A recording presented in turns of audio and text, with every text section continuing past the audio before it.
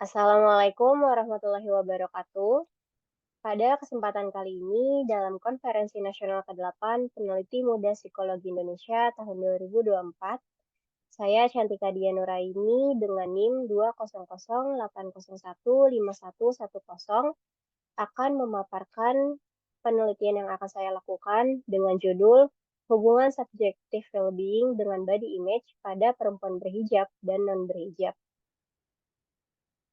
Latar belakang, gaya hidup dan tren masa kini semakin berkembang seiring dengan perkembangan zaman.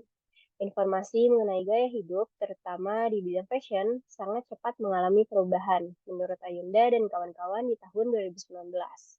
Tak terkecuali berkembangnya fashion muslim di Indonesia dengan berbagai jenis pakaian maupun model hijab. Adanya fenomena perkembangan pakaian muslim dapat dilihat dari banyaknya masyarakat yang menggunakan hijab semakin meningkat. Hijab sendiri dalam agama Islam digunakan untuk menutup aurat dari laki-laki maupun yang bukan mahramnya. Namun, terdapat juga wanita-wanita muslim yang tidak menggunakan hijab. Perempuan yang memasuki usia dewasa awal memiliki rasa ingin tahu mengenai individu lain yang dapat menilai dan melihat mereka, salah satunya dengan berpenampilan menarik. Pada penelitian Riding dan Kus di tahun 2020 dilaporkan bahwa perempuan lebih sering merasa tidak puas terhadap tubuhnya dibandingkan dengan laki-laki. Hal ini dikarenakan perempuan cenderung membicarakan tentang penampilan, termasuk pakaian, berat badan, diet, dan membandingkan diri satu sama lain. Kepuasan hidup pada perempuan berkaitan erat juga dengan kepuasan terhadap tubuh mereka. Dari penjelasan yang telah dipaparkan pada bagian latar belakang, maka dapat disimpulkan rumusan masalah pada penelitian ini adalah apakah terdapat hubungan subjektif well-being dengan body image pada perempuan yang berhijab dan non-berhijab. Lalu, untuk tujuan dari penelitian ini yaitu mengetahui apakah terdapat hubungan antara subjektif well-being dan body image pada perempuan yang berhijab dan non-berhijab. Lalu selanjutnya, pada kajian teori, subjective well-being menurut pendapat Diener dan Oishi di tahun 2005, subjective well-being merupakan suatu nilai afektif dan kognitif seseorang pada tahap kehidupan. Dari hasil penilaian yang afektif, seseorang dapat ditunjukkan oleh keseimbangan emosi positif dan juga emosi yang negatif. Nah, jika seseorang memiliki subjektif well-being yang tinggi, maka mereka akan mampu untuk mengatur emosinya dengan baik.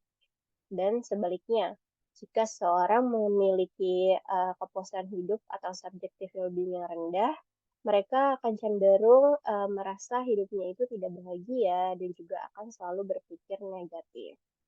Lalu selanjutnya untuk body image atau citra tubuh menurut Cash dan Smollett di tahun 2011 merupakan sebuah persepsi, gambaran, dan sikap individu terhadap tubuhnya.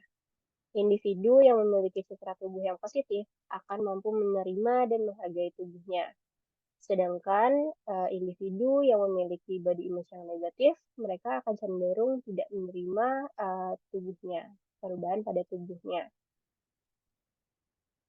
Lalu yang ketiga ada metode penelitian. Yang pertama, penelitian ini menggunakan pendekatan kuantitatif dengan penyebaran data melalui kuesioner Google Form. Lalu untuk teknik pengambilan data yaitu non-probability sampling dengan menggunakan teknik purposive sampling. Selanjutnya untuk sampel pada penelitian ini yaitu perempuan yang berusia 18 sampai 25 tahun yang memakai hijab dan juga tidak memakai hijab. Lalu untuk teknik analisa data menggunakan uji korelasi yang dibantu dengan IBM SPSS Statistik versi 25.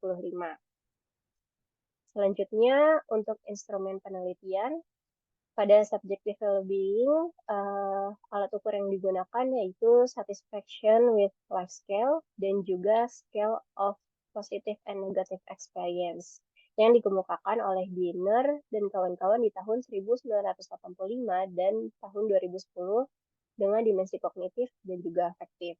Selanjutnya, untuk body image menggunakan alat ukur MBSRQRS atau Multidimensional Body Self-Relation Questionnaire Appearance yang telah diadaptasi sesuai dengan dimensi yang dikemukakan oleh Thomas F. Cash di tahun 2000. Selanjutnya, terdapat hasil uji data sementara yang saya lakukan, yaitu yang pertama ada uji validitas untuk alat ukur MBSRQRS.